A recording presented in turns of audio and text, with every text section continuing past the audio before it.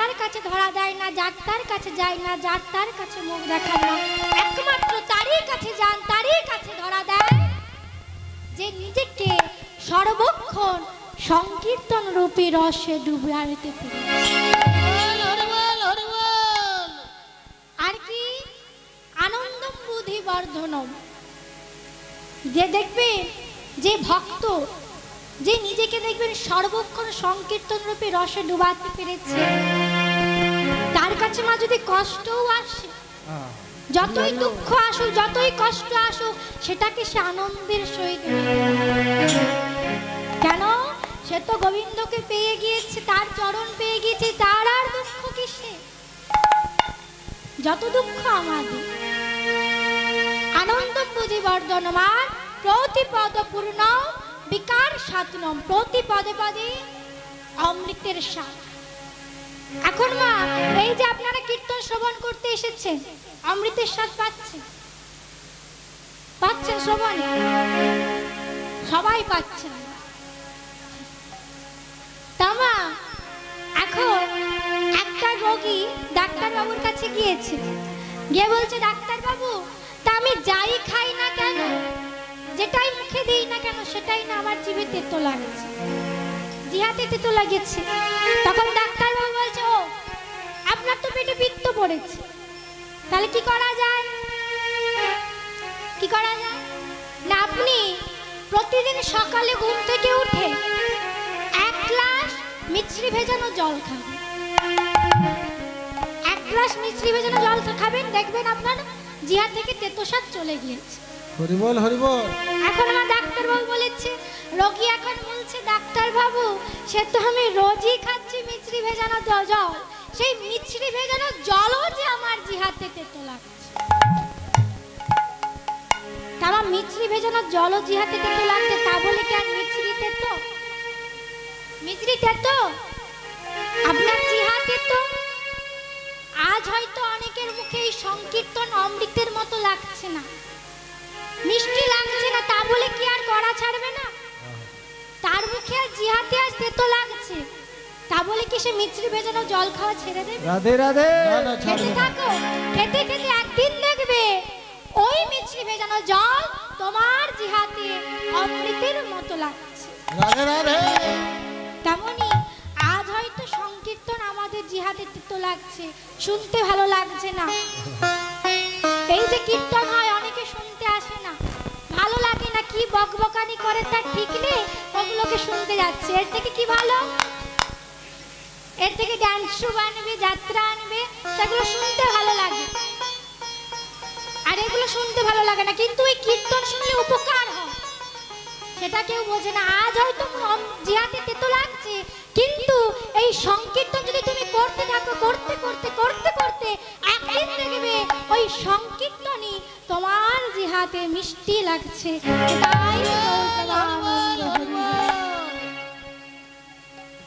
একবার কৃষ্ণ বলে দুটি বাহু তুলে চলো চলে যাই বৃন্দাবন।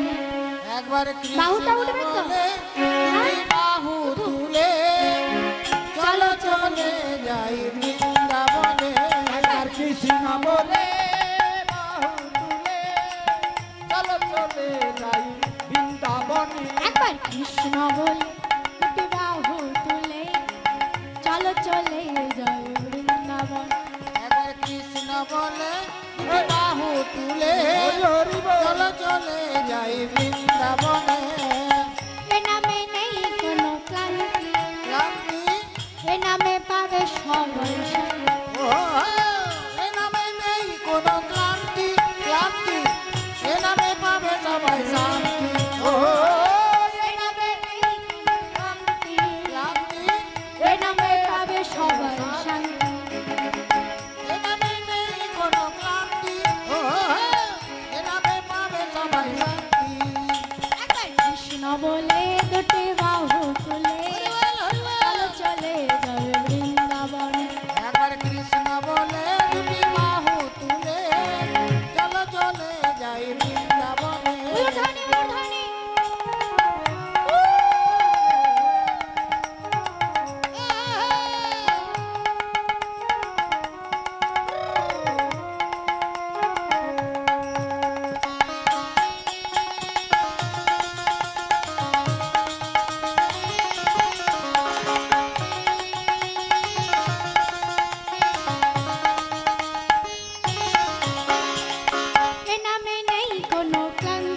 ক্লান্তি এ নামে পাবে সবাই শান্তি।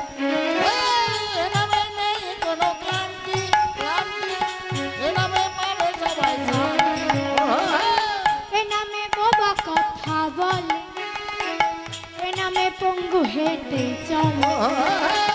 এ নামে বাবা কথা বলে বলে বলে এ নামে পঙ্গু হেঁটে চলে কৃষ্ণ বলে চলো চলে যাই বৃন্দাবন কৃষ্ণ বলে দুটি বাহু তুলে চলো চলে যাই বৃন্দাবনে প্রাণ খুলে দাও ভাই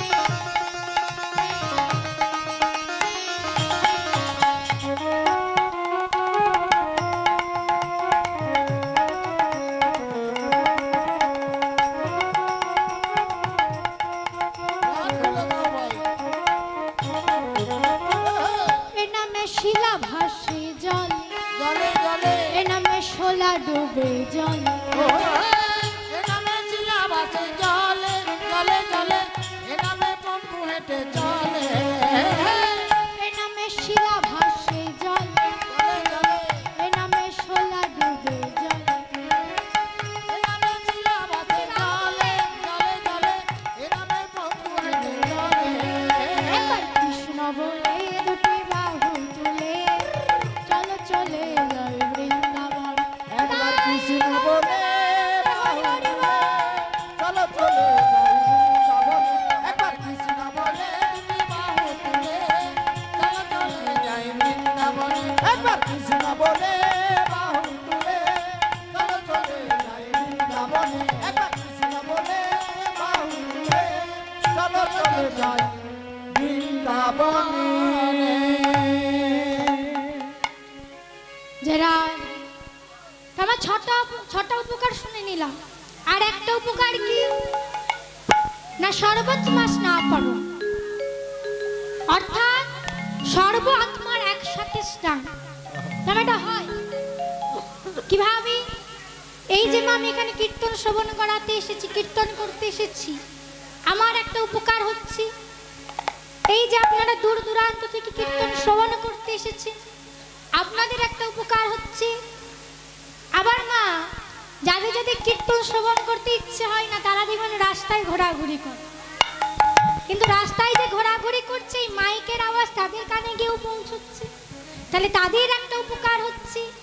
আর কি কেউ কেউ বাড়িতে এক কোণে বসে এক মনে জপ করছে, মালা জপ করছে, তাদের একটা উপকার হচ্ছে। সর্ব আত্মার একসাথে স্নান এখানেই হয়ে যাচ্ছে। জয় জয় শ্রী গুরু নিতাই গৌর প্রেমানন্দে। হরি বল হরি বল হরি বল। তাই চলুন মা, এবার আমরা একটু লীলাতে গমন করব। আজকের লীলা হলো মহারাজ পরীক্ষিতের ব্রহ্মশাপ।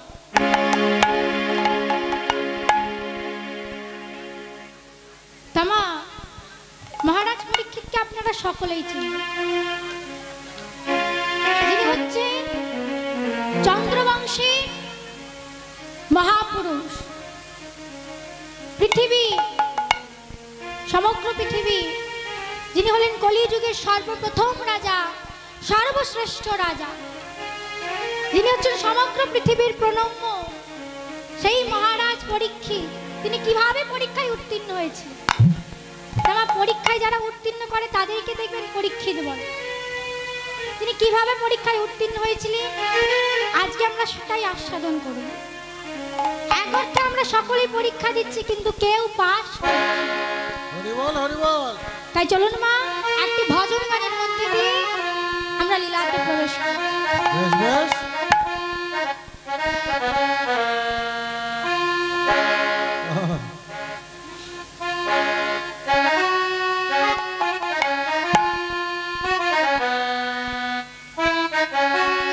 আমার লীলাতে প্রবেশ করব, তাহলে দুটি বাহু তুলতে হবে তো, হ্যাঁ? তখন যখন দেখি এরকম ঘাড় নাড়া হচ্ছে, বাহুটা আর উঠছে না। বাহুটা সকালে উঠে বৃন্দাবনে যেতে হবে। বৃন্দাবন যেতে গেলে কি করতে হয়? রাধে রাধে করতে হয় তো, তাহলে বাহুটা তো উঠবে। কর্ম করতে হবে, কি কি বলুন তো, সবারই জানা। উলুর ধ্বনি, হরির ধ্বনি, শঙ্খর ধ্বনি করবেন। হ্যাঁ হ্যাঁ সবাই করবে। সবাই শঙ্খ এনেছেন মা? শঙ্খ এনেছেন? হাতটা নড়ে গেল। উলুর ধ্বনি করলেই হবে, ঠিক আছে? সবাই মিলে একটু উলুর ধ্বনি। দুটি বাহু তুলে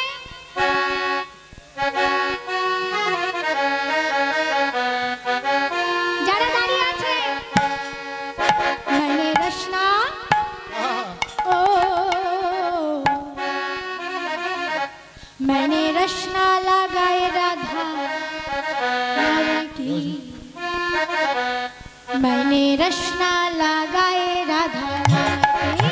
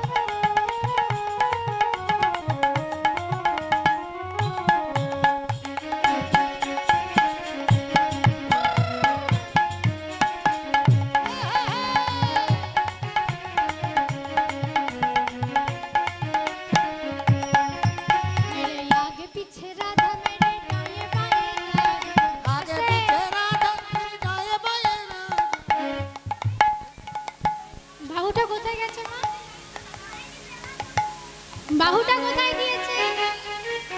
মনে ছিল না, কাছেই আছে। ও বলতে এই তো, তার আগে ছিল এই তো। এখানে কি সবাই স্বামী বিবেকানন্দ? হ্যাঁ মা, এখানের মায়েরা স্বামী বিবেকানন্দ? তাহলে সবার হাতটা এরকম কেন? হাত তো উঠবে, ভগবানের নাম মানে হাত উঠবে। বৃন্দাবনে যেতে গেলে টিকিট লাগে, এখানে কি আমি আর টিকিট দেবো? এটাই তো টিকিট, তাহলে সবার উঠবে। আগে পিছে রাধা মেরে গায়ে বাজে রাধা, আগে পিছে রাধা মেরে গায়ে বাজে রাধা,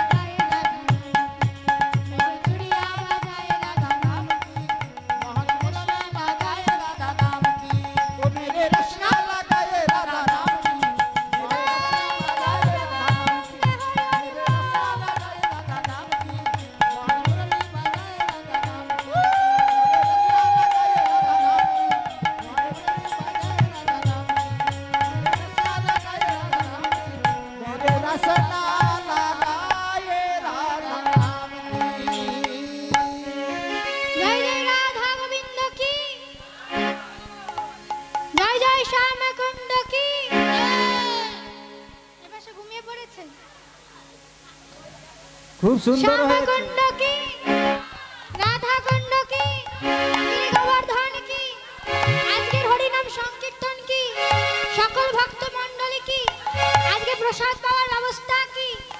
জয় জয় শ্রী গুরু নিতাই গৌর প্রেমানন্দে হরি হরি বল। मेरे रसना लगाए राधा नाम की मारे मुरला लगाए राधा नाम मेरे रसना लगाए राधा नाम की मारे मुरला लगाए राधा नाम मारे मुरला लगाए राधा नाम की। আজ মা পরীক্ষিত মহারাজের জীবন কাহিনী শুনতে গেলে আগে আমাদের চলে যেতে হবে কুরুক্ষেত্রের মাঠে, যেখানে 18 দিনের যুদ্ধ হয়েছিল আর 13 দিনের দিন দুর্যোধনের উরুভঙ্গ হয়েছিল। আজকে মাসে 13 দিন দৈপায়ন নদের কূলে উরুভঙ্গ হয়ে পড়ে আছে অহংকারী দুর্যোধন, আর চিৎকার করে ডাকছে কেউ কি নেই, কেউ কি নেই আমার পাশে দাঁড়ানোর মতো, কি কেউ কি নেই। আজ মনে মনে চিন্তা করছি, যখন আমি ভালো ছিলাম তখন আমার পাশে দাঁড়ানোর মতো ছিল কত আত্মীয়, কত পরিজন, কত বন্ধু বান্ধব, আর আজ আমার পাশে দাঁড়ানোর মতো কেউ নেই। আর চিৎকার করছে কেউ কি নেই, কেউ কি নেই আমার পাশে দাঁড়ানোর মতো, কি কেউ কি নেই। কেউ কি আমার হাতটা জড়িয়ে ধরে বলতে পারে না দুর্যোধন আমি আছি তোমার পাশে।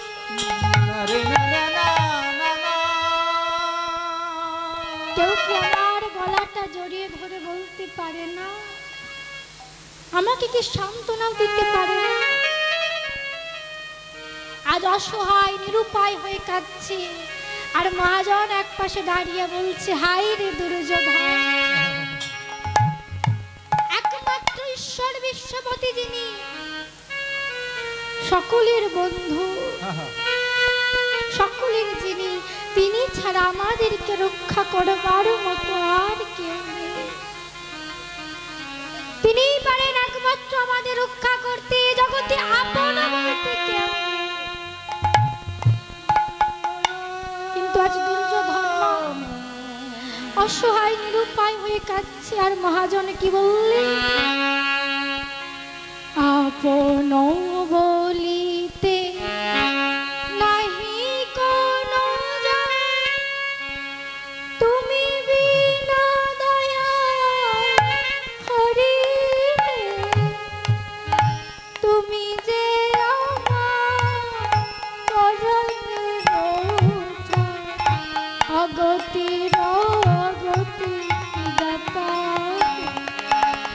আপন বলিতে নাহি কোন জন, তুমি তো দয়াল হরি হে, তুমি যে আমার পরাণের প্রাণ, আপন করিতে সবই আপন বলিতে নাহি কোনো জন, তুমি বিনা দয়াল হরি,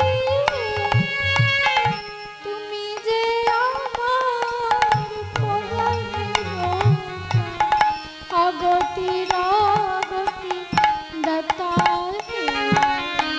আপন বলিতে নাহি কোন জন, তুমি তো দয়াল হরি হে, তুমি যে আমার পরাণের পরাণ, কামনা করিতে সবই।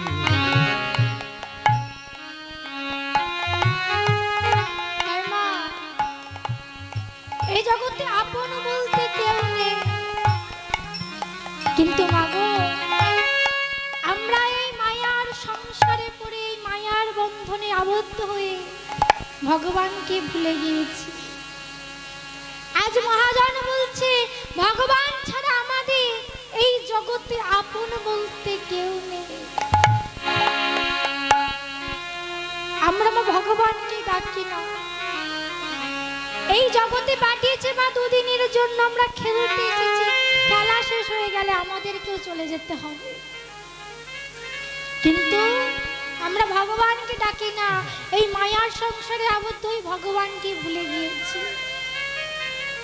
কিন্তু মাগো, যখন ওপারে ছিলাম, ওই অন্ধকার জগতে ছিলাম, কত কেঁদেছিলাম, কত বলেছিলাম, হে দয়াময়, এই অন্ধকার জগতে আর থাকতে পারছি না, তুমি এই অন্ধকার জগৎ থেকে ওই আলোর জগতে নিয়ে যাও, তুমি এপার থেকে আমাদের ওপারে করে দাও। কত কেঁদেছিলাম, কত বলেছিলাম। ভগবান বলেছিলেন, আরে তোকে তো এপার থেকে আমি ওপারে করে দেব, তুই ওপারে গিয়ে আমার জন্য কি করবি? আমার জন্য তুই কি করবি? বলেছিলাম কি, ভগবান তুমি আমাকে এপার থেকে ওপারে করে দাও, ওপারে গিয়ে তোমার নাম করব, তোমার হরিনাম করব, জনে জনে তোমার নাম।